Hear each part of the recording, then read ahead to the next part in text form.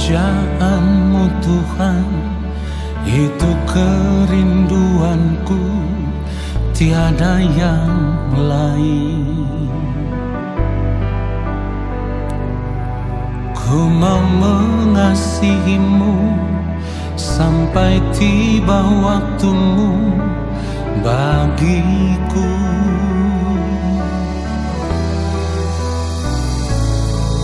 Menghormati-Mu Tuhan dengan segenap jiwaku selama ku hidup.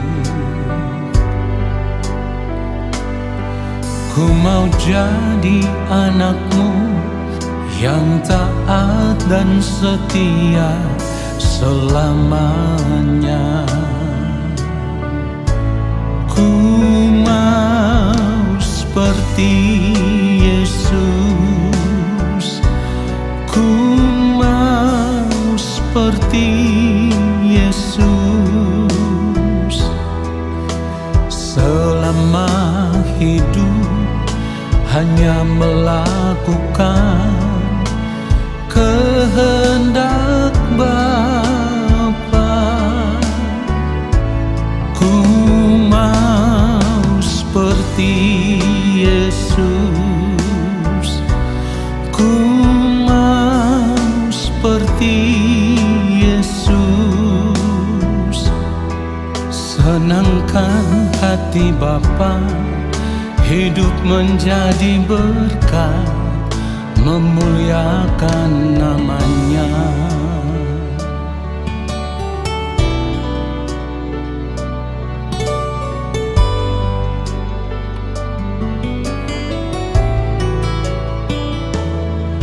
Menghormati-Mu Tuhan dengan segenap jiwaku selama ku hidup.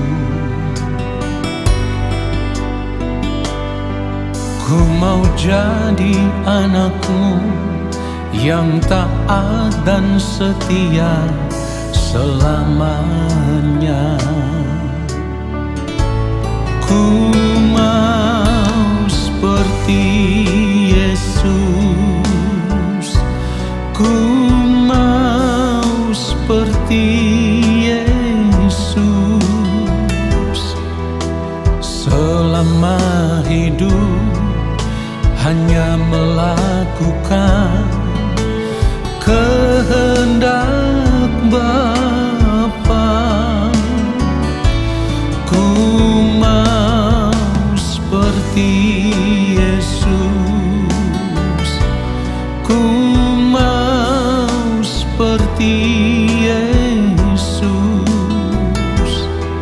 Senangkan hati Bapa, hidup menjadi berkat, memuliakan nama-Nya. Oh, ku mau seperti Yesus, ku mau seperti Yesus. Selama hidup hanya melakukan kehendak Bapa. Ku mau seperti Yesus, ku mau seperti Yesus. Senangkan hati Bapa, hidup menjadi berkat, memuliakan nama-Nya. Oh, senangkan hati Bapa, hidup menjadi berkat, memuliakan nama-Nya.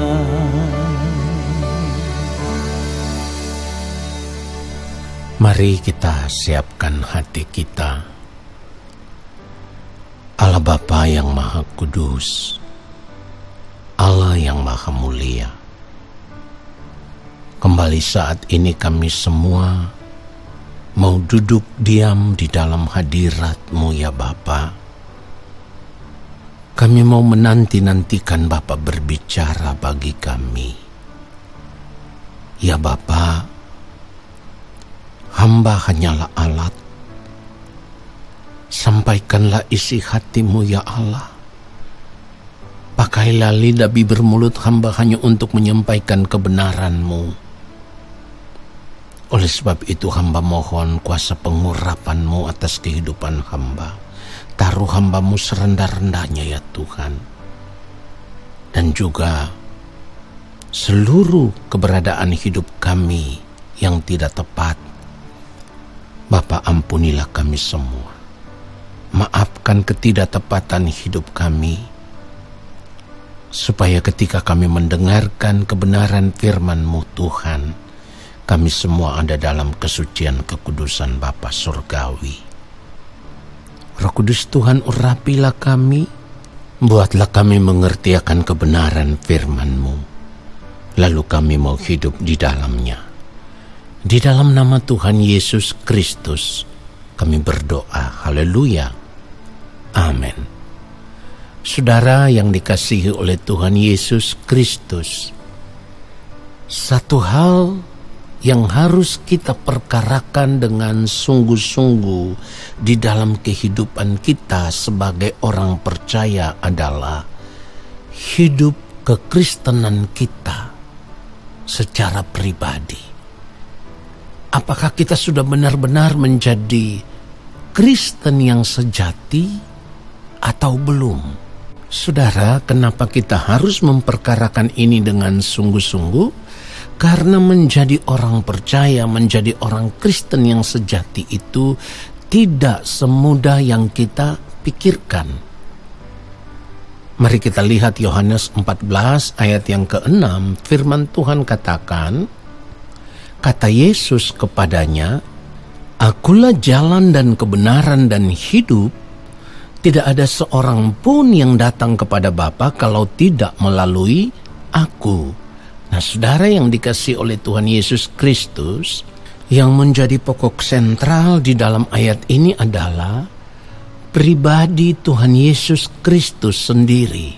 Ya saudaraku, namun demikian kita harus melihat bahwa ada 3 muatan penting ya yang harus kita lihat di dalam ayat ini, yaitu kata jalan, kata kebenaran, dan hidup.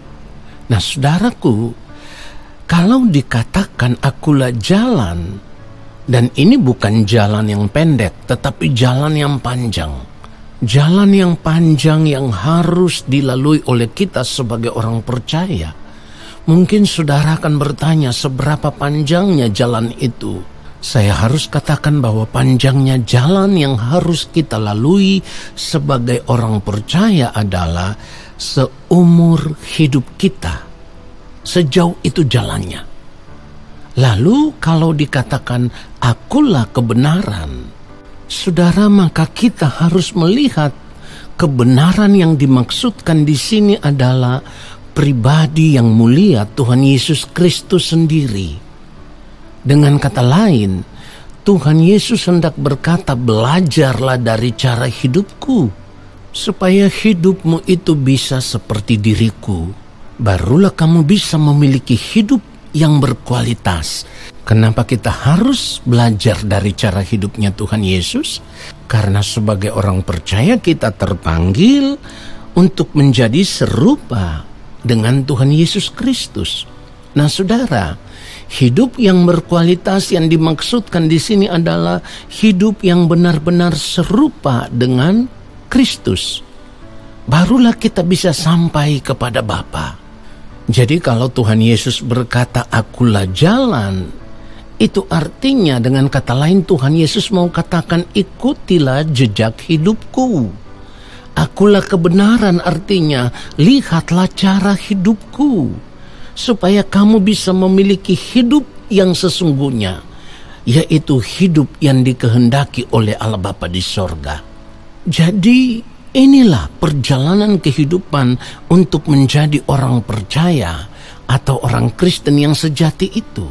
Nah persoalannya sekarang adalah ketika kita harus mengikuti jalan hidupnya yang mulia Tuhan Yesus Kristus, ketika kita harus mengikuti jejak hidupnya Tuhan Yesus Kristus, mengikuti cara hidupnya Tuhan Yesus Kristus, maka kita juga harus rela untuk mengosongkan bejana hati kita dari cara hidup kita yang lama. Itu harus, ya. Cara hidup kita yang lama, cara hidup kita yang sia-sia selama ini, kita harus mau untuk melepaskan diri dari keterikatan dengan cara hidup kita yang lama ini. Cara hidup yang benar-benar tidak berkenan di hadapan Allah Bapa di sorga.